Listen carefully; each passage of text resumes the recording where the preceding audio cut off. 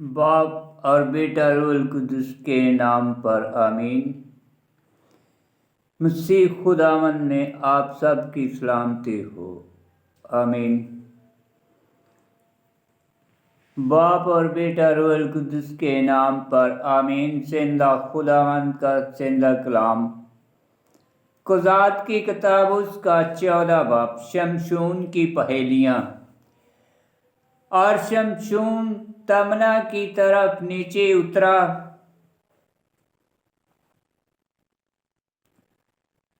اور فلسطین کی بیٹیوں میں سے اس نے ایک لڑکی دیکھی اور وہ اوپر آیا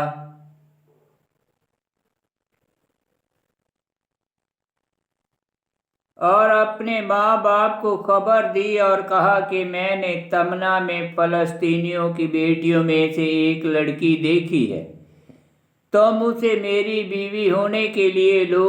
اس کے ماں باپ نے اس سے کہا کہ کیا تیرے بھائیوں کی بیٹیوں میں اور میری ساری قوم میں کوئی لڑکی نہیں کہ تو جانتا ہے اور نامختون فلسطینیوں میں سے بیوی لیتا ہے؟ تو شمشون نے اپنے باپ سے کہا کہ اسی کو میرے واسطے لے، کیونکہ وہ میری آنکھوں میں اچھی لگی ہے۔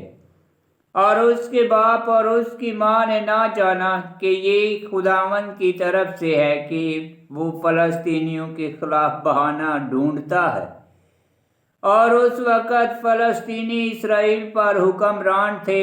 تب شمشون اور اس کا باپ اور اس کی ماں تمنا کی طرف اترے، اور جس وقت تمنا کے پاکستان میں پہنچے تو دیکھو ایک جوان شیر اس کے سامنے آ کر گرجا، تو روح خداوند کا اس پر نزول ہوا اور اس نے اسے ایسے پھاڑا جس طرح بکری کے بچے کو پھاڑا جاتا ہے، حالانکہ اس کے ہاتھ میں کچھ نہ تھا، مگر یہ جو کچھ اس نے کیا اپنے باپ کو اور اپنی ماں کو نہ بتایا۔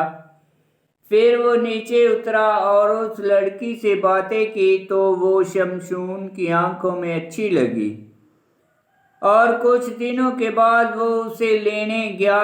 تو شیر کی لاش دیکھنے کو مڑا تو دیکھو شیر کے منہ میں شہد کی مکھیوں کا ہجوم اور شہد تھا۔ اس نے اسے ہاتھ میں لیا اور کھاتا ہوا چلا اور اپنے ماں باپ کے پاس آیا اور انہیں دیا، تو انہوں نے بھی کھایا، مگر اس نے انہیں نہ بتایا کہ شیر کی لاش سے اس نے شہد لیا تھا۔ اور اس کا باپ اس لڑکی کے ہاں نیچے گیا اور وہاں پر شمشون نے ضیافت کی، کیونکہ نوجوانوں کا یہ دستور تھا، چونکہ لوگ اس سے ڈرتے تھے۔ وہ اس کے ساتھ رہنے کے لیے 30 رفیق لائے۔ تب شمشون نے ان سے کہا کہ میں تم سے ایک پہیلی پوچھتا ہوں، اگر تم ضیافت کے 7 دنوں میں اسے بوجھ لو اور مجھے بتا دو تو میں تمہیں 30 قمیض اور 30 جوڑے کپڑے دوں گا، اور اگر تم اسے بوجھ نہ سکو تو تم 30 قمیض اور 30 جوڑے کپڑے مجھے دو۔ تو انہوں نے کہا کہ اپنی پہیلی ڈال تاکہ ہم سنیں۔ تو اس نے ان سے کہا کہ خریدا سے نکلی خورش، کوی سے نکلی مٹھاس،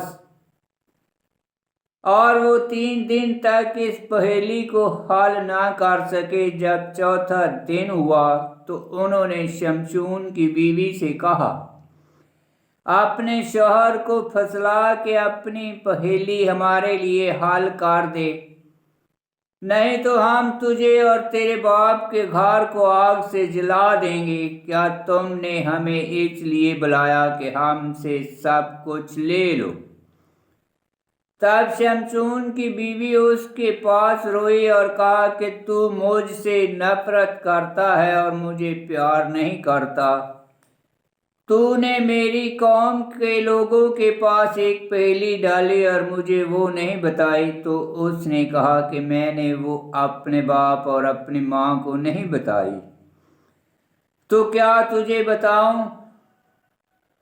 تو وہ اس کی ضیافت کے 7 دنوں تک روتی رہی، اور جب 7واں دن ہوا تو اس نے اسے بتا دیا۔ کیونکہ اس نے اسے تنگ کیا تو اس نے اپنی قوم کے لوگوں کو وہ پہیلی بتا دی۔ اور 7ویں دن جب وہ شادی خانہ میں داخل ہوا چاہتا تھا، شہر کے لوگوں نے اس سے کہا کہ شہد سے